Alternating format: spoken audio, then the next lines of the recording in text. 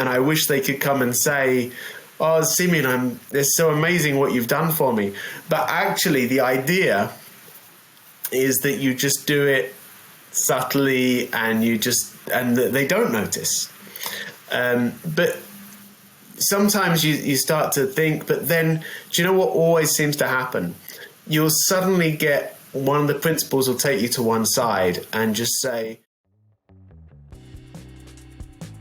Welcome to the Private Chef Podcast, serving the 1%. I'm your host, Hannes Henche, and on our show we speak to the best chefs, how they honed in on their skills to excel in the industry, and what it takes to work as a private chef for some of the most exclusive clients in the world. Welcome back to the Private Chef Podcast. In today's episode, we will talk about another field of the private service, butlering. We will talk with the CEO of Rosset Bespoke Butlers and Rosset Bespoke Butlers School. He started his career as a head butler at Leeds Castle in England and has also worked for A-list celebrities, royals including Princess Alexandra, and famous artists like Luciano Pavarotti, or politicians like Tony Blair. He has become one of the most remarked butlers in the UK. We're excited to hear how our guest, Simeon Rosset, made his journey into private service and his advice for those who want to succeed in the industry. Thanks for joining us today, Simeon. It's great to have you on our show. "Oh, it's my pleasure. Thank you so much for inviting me."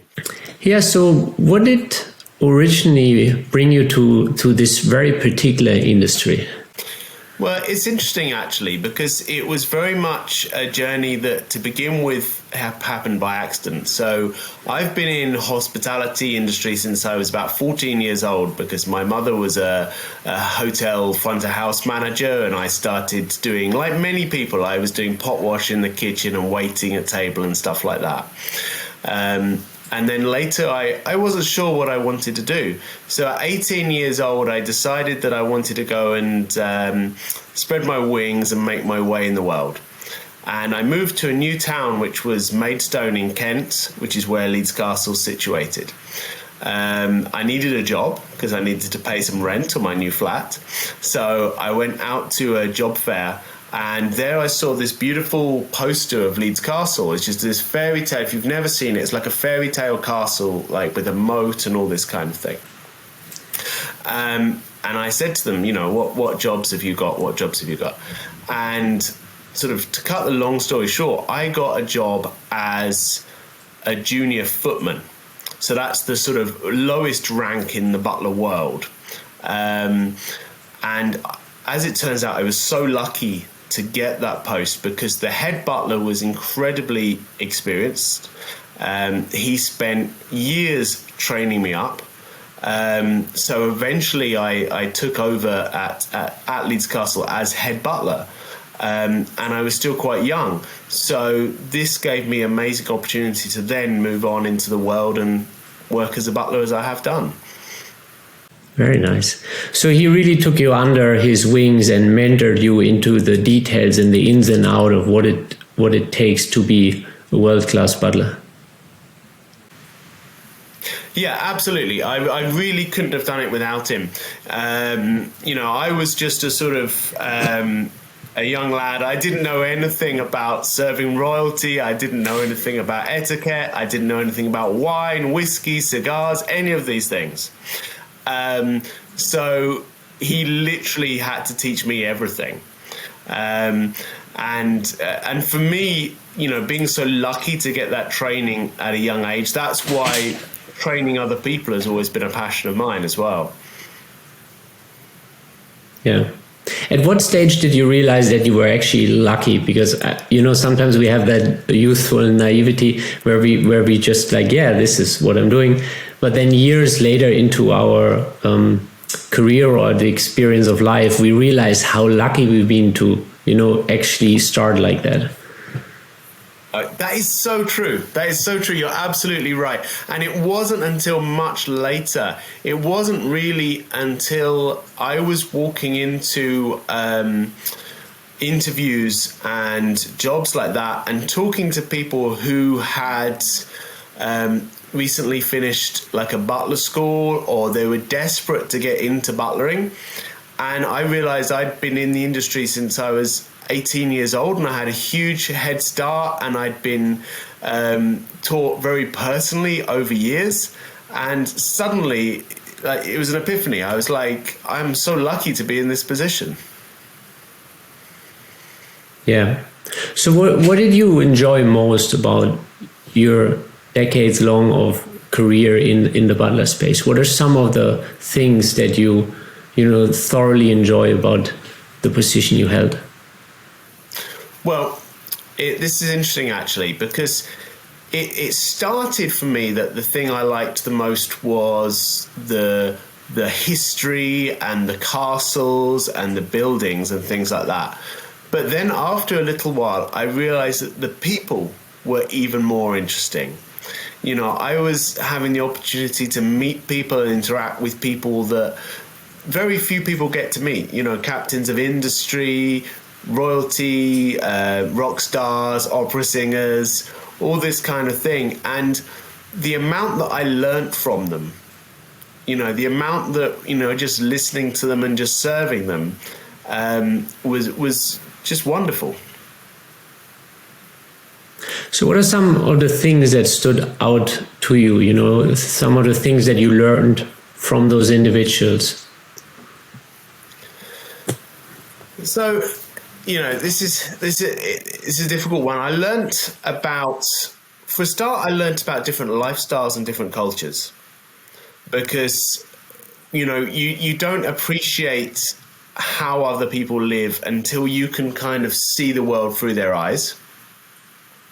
So when you're looking after, say for example, you're looking after a member of Middle Eastern royalty, there is no way you can know about them until you meet them, until you understand the world through their eyes, because it's so different from the way that, you know, as a normal sort of working class person from Europe could ever understand. And also some of the stories, you know, I mean, I was lucky enough to serve several times the probably one of the greatest writers and composers of music, Quincy Jones. And he's a great storyteller. And while I'd be serving his drinks and doing things like that, he'd be telling me stories about things he got up to in his youth when he was hanging out with Frank Sinatra, or when he was working with Michael Jackson and all this. And these are, I'm just thinking, well, how not many people have been able to hear these stories directly from him. You know, they could read his book or something, but I'm actually hearing it direct from him. And, you know, I'm so lucky because people don't get to do that. Yeah, that's so true. And there's two things I kind of that came to my mind. You know what you just said about maybe the Arabs, you know, and their royalty. I think the world right now, especially given that the World Cup is on, is kind of trying to understand their culture more and what Qatar has to offer to the world. Because and just today, where I was in the car, and you know, there's a lot of discussion about what should be, what is this and what is okay and what isn't okay, and where the Western world might think that Qatar is overstepping. And that's really interesting, because it's just what you said, you know, you don't know until you actually, you know, had that proximity and understand and had a different lens to where they're coming from and just gain that perspective. Yeah. I mean, see, that's, you know, you can't, you know, the old saying of you can't judge someone until you've walked a mile in their shoes. And when you come from a culture, you know, they are a very religious nation. Like the Middle Eastern nations are very religious there, and it's a strict religion with a lot of rules that are involved and things like that. They've grown so fast. I mean, my grandfather used to fly a plane into Dubai, and it was a fishing village. You know, it was a few huts basically in a little port, and now it's probably the most developed city in the world in one lifetime. It's gone from fishing huts to one of the most developed cities. I mean, I don't think there's really, maybe some Chinese cities that could say the same, but there's not many that could say that. So it's changed for them so fast, and they're trying to be modern, and they're trying to do everything they can, but realistically, change can only happen so fast. Yeah, definitely. And the other thing that you mentioned is hearing those stories firsthand, or being part of history as it unfolds. Like, you've probably been in places where history was written that later got reported, and I remember being there. And on a different note, but something similar just happened to me last winter. I spent it in the Bahamas, very close to Sam Bankman-Friedman, who is now, the kind of part of the political debate about what's going on in the crypto space and the over-leveraged, basically fraud case. And it's so interesting because, as you shared, we have access to spaces that very few have, which makes it very, very interesting. Yeah, it is. I mean, it's like, for example, one that springs to mind for me is still when I was quite young. In fact, the first really big event that I was put in charge of, I was under butler, but the head butler was away, so I was put in charge of, was actually the it's actually the Northern Ireland Peace Summit. So there was Prime Minister Tony Blair and Ian Paisley, Jerry Adams, all these key players in the Northern Ireland Troubles. And I was there arranging their food and drink and their rooms and all this kind of thing with my team, as they were literally trying to change the way that their country was moving forwards, and just to be there and to be a fly on the wall. And obviously I'm not literally aiming history, but what I'm doing is I'm giving people their needs while they are aiming history, which is pretty exciting. Yeah, definitely. There is something about that, that you at the end of the day, you still make their day. Like, a butler or valet or a chef, they still have a considerable part of someone's day. Like, a good meal can change somebody's mood, which can, affect the course of their day, which for someone very powerful can literally affect the course of history. Which sounds kind of, now, the chef is taking a little bit too much importance on his meal, but there's all of those nuances in a day that a butler takes care of that make things work. Yeah, I mean, it's 100% true. And you're right, people who haven't been there, people who haven't been private chefs, people who haven't been butlers won't appreciate this, but there's so much truth in what you say, because I mean, even if you just think, if anyone can think to themselves, what's the difference between their outlook on the day if they wake up and their favorite breakfast is prepared for them, and their clothes for the day are pressed and put out for them, and they have their freshly squeezed orange juice, and the car's waiting outside, and the driver knows where they're going, and all these kind of things. What kind of mental state are they going to be in compared to if they're in a rush and they're trying to make their breakfast, they're trying to pull some clothes together like a normal person has to, but their mental preparedness for the day, for whatever they're doing, is going to be totally different. Yeah.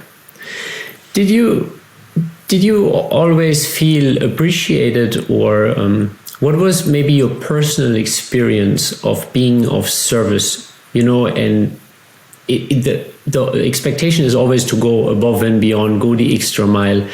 Did you feel appreciated throughout your career, or did you maybe had occasionally, like, there have been families I work for where there might have been less appreciation than I would have thought, but also I'm in a less formal environment than you, given that I work in the United States. do you know, that's a fascinating question, because often the very nature of what a butler does is we're not supposed to be noticed. Okay, so we do all these things and we do go above and beyond to try and create these amazing environments for people. And our training and our nature of work is that people aren't supposed to notice what we're doing. So often, if we're doing our job really, really well, people actually have no idea of all this stuff. So sometimes you feel a bit like, oh, I wish they could see what I've done, and I wish they could come and say, oh, Simeon, it's so amazing what you've done for me. But actually, the idea is that you just do it subtly, and they don't notice. But sometimes you start to think, but then, do you know what always seems to happen? You'll suddenly get one of the principals will take you to one side and just say, look, Simeon, we do notice what you do. You know, we do really appreciate it. And yeah, they don't say that to you every day. You know, if you're someone who needs to be told that every day, you probably can't manage to be a butler, if you know what I mean. But they do appreciate it. They just don't always tell you, and you don't always see it. Yeah. But, you know, at least they do speak the appreciation at some point and take you to the side. I think that makes a big difference in informal as well as maybe more casual households, to know that on the bottom line it's there. Despite obviously we should never be catered to as because we're there to service them. Yeah, no, you're right, and of course at the end of the day, one of the great skills of a butler or a private chef, exactly the same, is that we work very, very closely with these people. And as we've already discussed, we hear things and we see things and we know things that no one else knows, but they have to trust us to keep that all to ourselves. There's a lot of trust involved. And they are living their daily lives. And when we live our daily lives, when we go into Starbucks and someone makes us a nice coffee, yes, we say thank you, but we probably don't go in and just say, by the way, this is the best coffee anyone's ever made for me, I'm so appreciative of it, because they're doing a service that we're paying them for. You know, they don't expect us to go in and sort of hug them and say, you're amazing for making me this coffee. Doesn't mean we don't appreciate the coffee. Yeah. But, you know, we're providing a service. Yeah. So what would you say were some of the downsides to your career and your experience having a life in service industry? Well, I think the one, and I think most people in this industry would probably agree, it's the amount of time that you have to put into it. And that's something that people who work in other careers, maybe office-based, things like that, probably can't even understand. I mean, people say to me they've worked, a 30-hour week. And I'll say I could easily do 30 hours in 2 days. You know, that wouldn't even be exceptional. That would be a pretty standard day, you know. And the thing is, I enjoy my job and I don't mind working, 15, 18 hours a day, because it's so varied and you're moving and you're doing different things. But it is a big commitment, because it does mean, obviously, you can't then go out in the evening like other people do.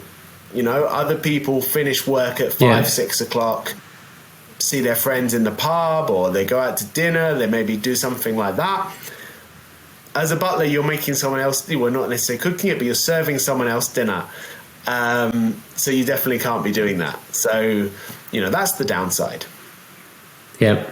I remember when I started cooking and I was coming back home to friends and family, and I shared with them literally the schedule and the hours I worked, and they couldn't comprehend how someone would do that. Yeah, people just don't realize that. And it seems so normal to us because we're just so used to doing it that, And especially recently when people have been talking about, dropping the weekly hours down even lower. And I'm like, oh, that's literally one day's work in a whole week. I mean, it's funny that you said. A friend of mine, she was working part-time in healthcare, lifelong vacation. It's like compared to our schedule. Yeah.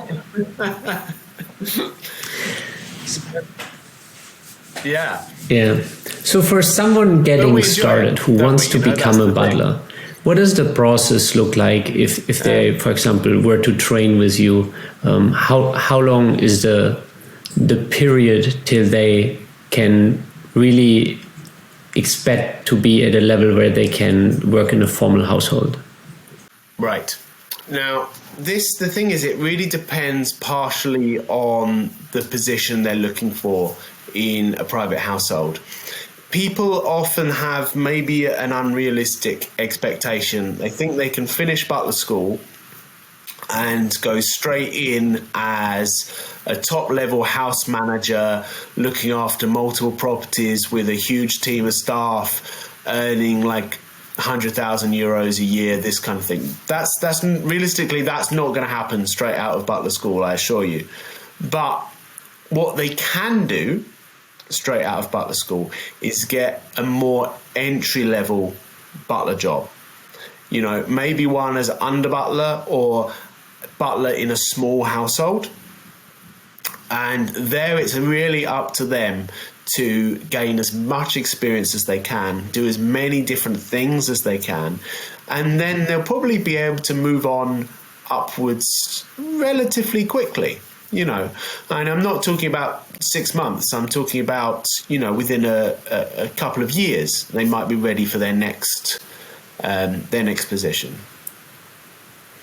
Yeah. What are some of the tasks that a butler has to take care of that most people would never think of? Well, this is something I actually do my best to teach in the butler school, because the biggest task for a butler and the most difficult task is nearly always finding things and taking them to places. I know it sounds funny, but there's all the stuff you see on the TV. You're silver serving the dinner, you're pressing the shirts and all of this. But actually, realistically, that's all pretty easy because you're trained for it and it's a simple cycle. You know exactly what you're doing. But what happens in between those times is the client says to you, can you go and get X, Y, and Z for me? Or can you organize, these particular white flowers to be delivered at this address by 6 o'clock this afternoon? So like white peonies, for example. This is one that I've been asked for a few times. There's only certain times of year that one can buy white peonies. They don't exist all of the time. And you can bet you that the time someone asks for them is not within that time that you can get them. So you have to research what you can do, see if you can get one specially sent in, or is there an alternative.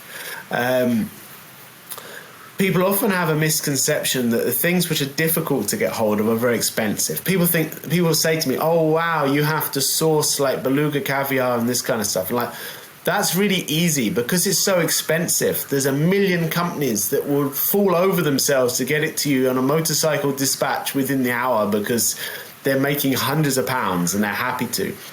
But if someone wants orange flavored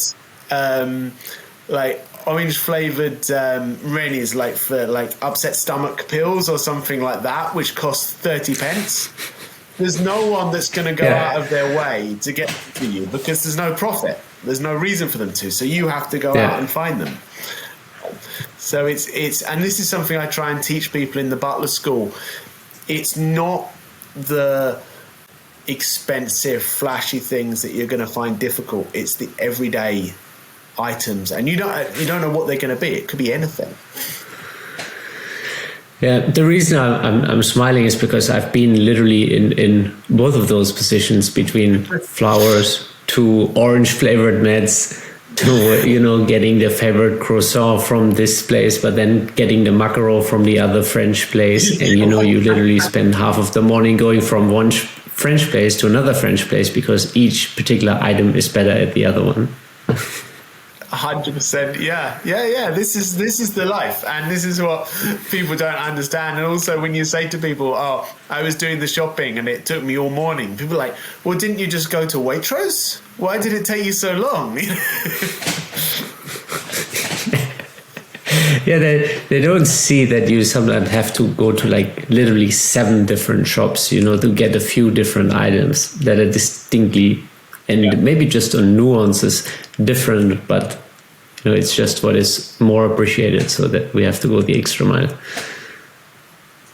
Exactly. And like we were saying, that when you get those perfect things and you've taken the time to go around 7 different shops and they're all perfect, they know you always do it perfect, so they probably don't comment because they're expecting it to be perfect. But the time that you think, do you know what? Yeah. I'll just get the macarons from that same shop. They're like, these are not as good as the usual macarons, you know? You know, and that might be one of the days where you already went above and beyond to get the extra flowers that are technically out of season. Yeah. But then you get the comment on the macarons. Yeah. Totally. Those are kind of the soul crushing moments. Yeah. One of my this wasn't me. This was one of my friends who was a valet for many years. He told me a story about one of his clients who had a certain dish of food that he wanted put in his room every night. The same dish of food, okay? And he said he put the same dish of food in their room every night for years. And every night and every morning, he threw away this dish of food. It was untouched. Okay? For years this went on. One day something happened. I think that the chef was off sick or something. Something happened and they didn't have the dish of food. The client his principal was so cross. Like, I was so hungry in the night. I really wanted to eat that dish of food and it wasn't there. You know, and this was the dish of food that had not been eaten for years. But because it wasn't there, that's when he wanted it. Of course, that 1 out of 900 days. Exactly. So it's very. I think that's when people ask me if it's harder to work in a private household than in a restaurant. Usually what comes to my mind is that, you know, it kind of went from a more physical demanding, not that it's not physical anymore, but a more mental demanding, because you have to deal with those things and you know, still perform and kind of keep a certain phase, even if you feel like you've just like, okay, like we've served that meal literally 750 times and it wasn't eaten, and now in that particular moment it was like the big faux pas.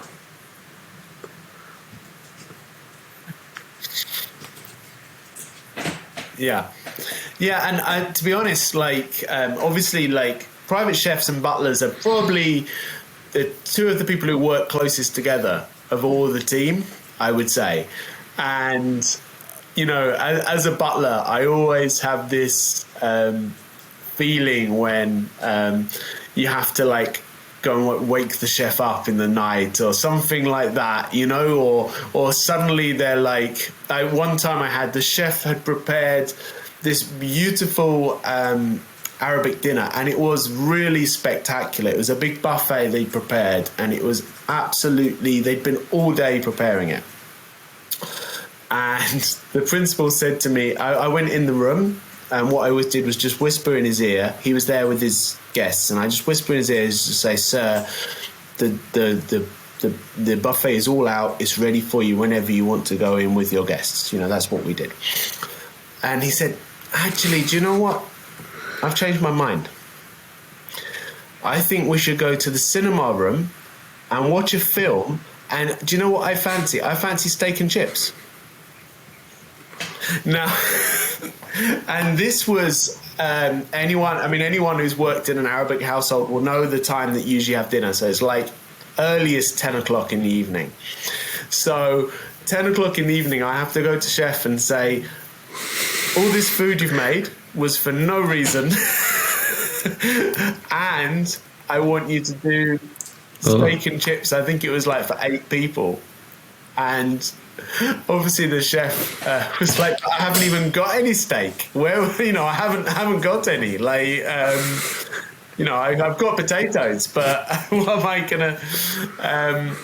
And as a butler, you feel really bad because you've seen the effort that's gone into making this stuff. And it was actually quite, and it demonstrates the sort of, where you have to pull together as a team, because then what I had to do was I started phoning around. It was a Sunday night. Everywhere was closed. So decent quality steak, basically impossible to find. What I ended up doing was phoning, there was a really good restaurant just down the road, and they were just closing. But I phoned them up and I was like, have you got 8 fillet steaks? And they're like, we're closed. This last sitting's finished. And I'm like, I don't want you to cook them. I just want you to give me 8 fillet steaks. And they're like, and they obviously think I'm totally mad. They're like, what do you mean just want? And and they said, but we'll charge you what we would charge you for it if it's cooked. I was like, I don't care. I have no other options. Okay, I appreciate it'll be like 25 quid each or something, but just give me the steaks. And I sent the chauffeur to go and get the steaks. And between the chef, myself, the chauffeur, and a couple other people to help out, we actually had steak and chips ready for them in the cinema room within about 30 minutes or so. It was like absolutely crazy. But see, this is the stuff that's very hard to transmit and teach, probably even in the butler school, because it's in those moments that the team pulls it together, that you as a person, have the mind in the right place to like, okay, what are all the options on the table right now? Where can we possibly pull this off? And those are those nuances where I think that just can't be taught, and it takes a different level of willingness to do this. Yeah. And I always have the same saying. I always say that the word no doesn't exist. All we have is different ways of saying yes. Yeah. We can always find a yes. It might not be an exact yes, but we can find a yes for everything. You kind of have to navigate what they're saying yes to. Exactly. I always have to be careful when I say that in the training. I always have to make sure, like, within the laws of the country, I have to make sure that I make that clear. This is actually a good point. There is this nuance to, we're so close, we're so involved with such powerful people that sometimes there might be circumstances where it's not within the law of the country, and I know one of my friends who, without too many needs, but he's also a butler, and he had to flush down substances, to say the least. It might have not been within the law of the land. And how do you prepare people for circumstances, like to make good judgment in this moment, because it's such a power struggle. You work for someone, you're so close to them, it's nearly impossible to say no. But obviously there is also the legal landscapes of things. Yeah, this is a bit of a minefield, to be honest. And one of the first things that I say to people, look, you have to not get caught up in the moment and not get caught up in the power of the person that you're working for. Because there's one thing for sure, is if things went south, and if, say, the police were to kick down the door at that moment, I guarantee you it would not be the principal, it would not be your boss who's going to prison. Because they have the influence, they have the power, they have the best lawyers in the world. You don't. Okay, so that's something that's important to bear in mind when you get asked to do things. Now, and obviously, as a blanket statement legally, I need to point out that no one should ever break the law at any point of time under any circumstances. Of course, this is what we all know. Yeah. But like you say, sometimes it's not so easy because, maybe a small request leads to a bigger request that you weren't expecting, or it's just something that sort of happens in the moment. So the important thing is to take a step back and think how serious is what I'm doing, especially in whatever country you're in. Remember something that might be very important part. Yeah, because there might be something that in the country that you're from might be 100% legal and you would do it on the street and no one would even think. But you might be in a country that doing that same thing could get you a death penalty. So you need to be very sure that what you're doing is not going to get you in trouble. And sometimes it's just something silly, like when they tell you to drive over the speed limit. Now, okay, it's just a fine and a few points on your license. It's not a death penalty.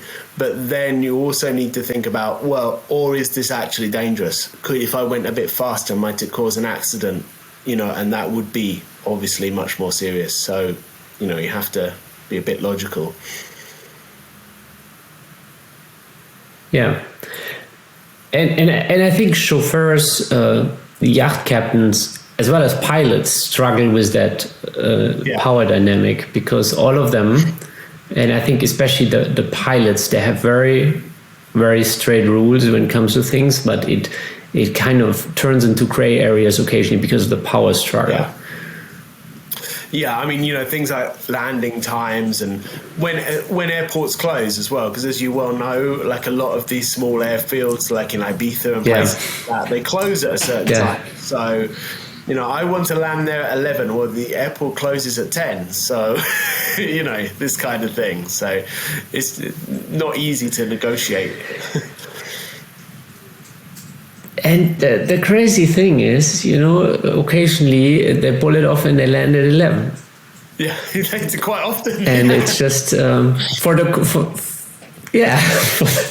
the common man, it's rather frustrating. Then, what's going on? It's like sometimes you end up in the past, you've had this conversation, and even though I say, of course, you never say no. You obviously explain what you physically can do, and I say, I phoned this person, I phoned that person, and they're saying it's forbidden to do this. And then, of course, they phone someone who's like the governor of that country or something ridiculous like that, and say, "Look, I managed to arrange it." It's like, well, yes, you managed to arrange it, but you're one of the most powerful people in the world. It's a little bit different,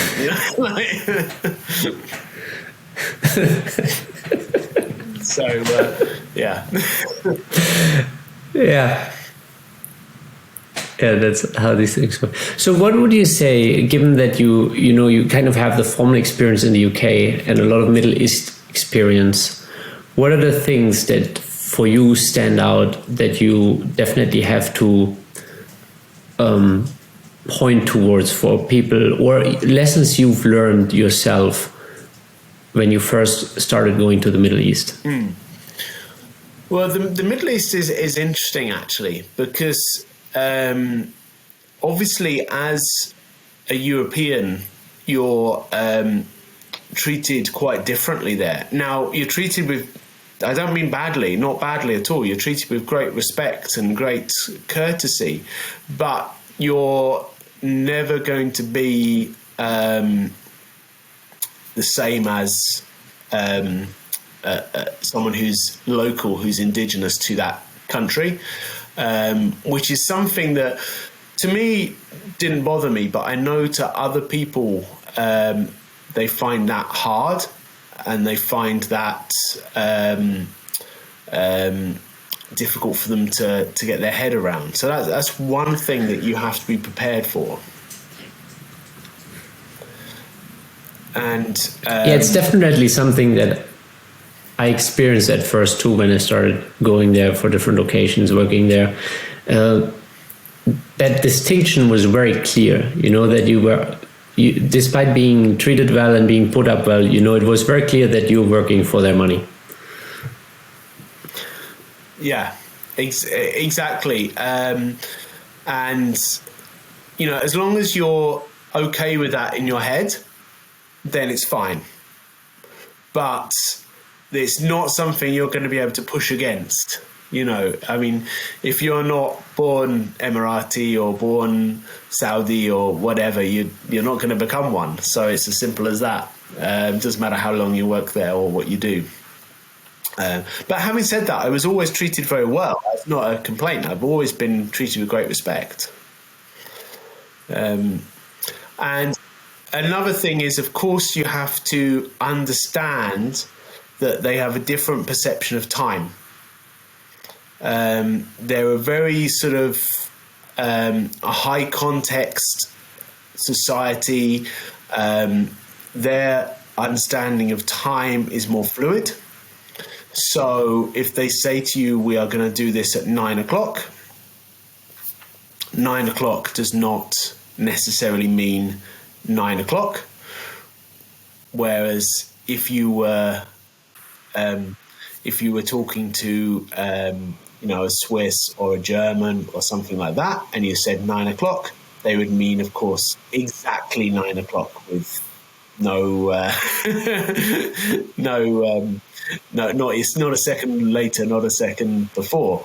But in the Middle East, it's a fluid concept of 9 o'clock.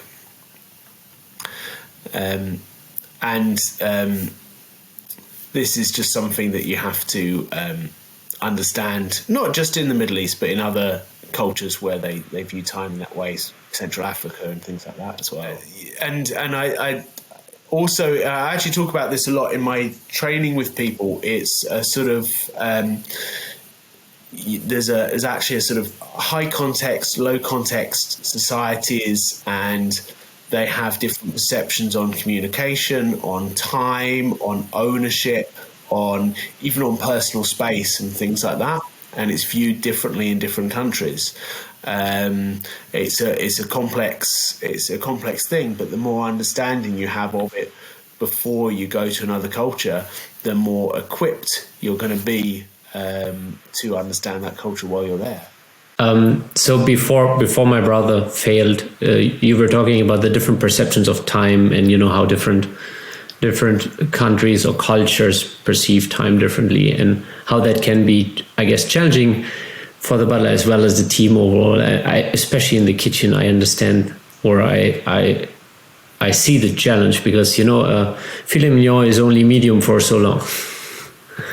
Exactly, and yeah, it can be hugely challenging. As I say, like if you're German, British, Swiss, any of those countries, you're used to time being finite, and if someone says to you a time, then you expect it to be that time unless someone comes to you with a good reason why it's not. Whereas a lot of Asia, a lot of the Middle East, Central Africa, time is more a idea, South America as well. Time is more of an idea, you'll give a specific time, but you mean around that time, whenever's convenient. And it's definitely something that you have to sort of make allowances for and understand.